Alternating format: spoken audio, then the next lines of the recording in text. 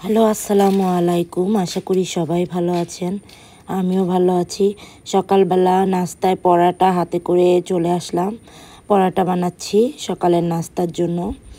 এই পরাটাটা অনেক মুসমুসে হয়, খেতে অনেক টেস্টি হয়। এই পরাটাটা আগে একটু ছেঁকে, হালকা করে ছেঁকে, তারপর তেল অথবা ঘি দেওয়ার সাথে সাথে ফুলে ওঠে। লুচির মতো ফুলে ভিতরটা সফট, বাইরেটা মুচমুচে ক্রিস্পি হয়। পরাটাটা বানিয়ে খাবেন, অসাধারণ টেস্ট। সকালবেলা পরাটার সাথে ডিম অথবা গুড়টাই বেশি ভালো লাগে।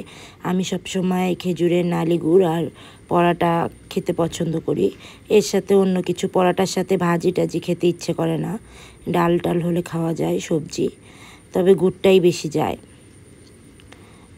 আমি পরাটাটা আমার মেয়ের জন্য ভাজছি। একটা ডিম পোস্ট করব। ডিম পোস্ট আর পরাটা মেখে দিয়ে দেব। আমি একটা পরাটা গুড় দিয়ে খেয়ে নিয়েছি, 1 কাপ চা খেয়েছি। আমার সকালের নাস্তা কমপ্লিট। এরপর মেয়েকে নাস্তা দিয়ে রান্নাবান্না শুরু করে দেব। বাচ্চারা ডিম খেতে চায় না, প্রায় বাচ্চাই ডিম খেতে চায় না। ডিমে অনেক পুষ্টি, বাচ্চাদের খাওয়া উচিত।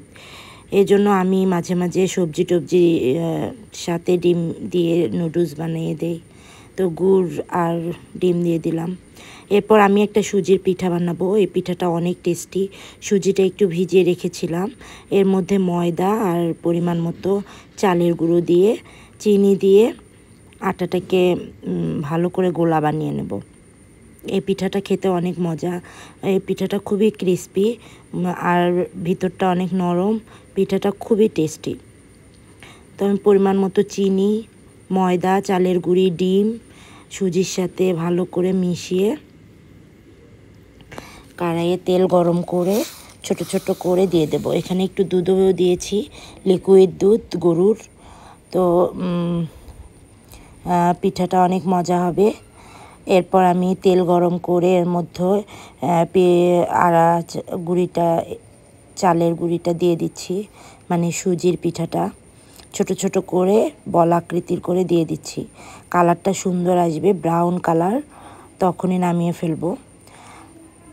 এই পিঠাটা অনেক মুচমুচে আর খেতে অনেক টেস্টি। এই তো তৈরি হয়ে গেল সুজির পিঠে। এটা